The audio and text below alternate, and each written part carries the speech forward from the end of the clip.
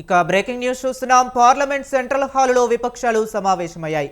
ఈ సమావేశానికి కాంగ్రెస్ అగ్రనేతలు సోనియా గాంధీ, ఖర్గే, రాహుల్ గాంధీ, కాంగ్రెస్ ఎంపీలు, కూటమి ఎంపీలు హాజరయ్యారు. కేంద్రం ప్రవేశపెట్టిన బిల్లులపై చర్చించారు. అలాగే ఉపరాష్ట్రపతి ఎన్నికపై చర్చించారు. జస్టిస్ సుదర్శన్ రెడ్డి రాజకీయ నేత కాదని ఈ సందర్భంగా రాహుల్ గాంధీ చెప్పారు. తెలంగాణ బీసీ కులగణనతో సుదర్శన్ రెడ్డి కీలక పాత్ర ఉందన్నారు. గత ఉపరాష్ట్రపతి ఎక్కడ ఉన్నారని ప్రశ్నించారు. రాజ్యాంగంపై బీజేపీ దాడి చేస్తుందన్న రాహుల్ రాజ్యాంగాన్ని పరిరక్షించాల్సిన అవసరం ఉందన్నారు. ఇక ఖర్గే మాట్లాడుతూ రాజ్యసభను సుదర్శన్ రెడ్డి సజావుగా నడిపిస్తారని అన్నారు.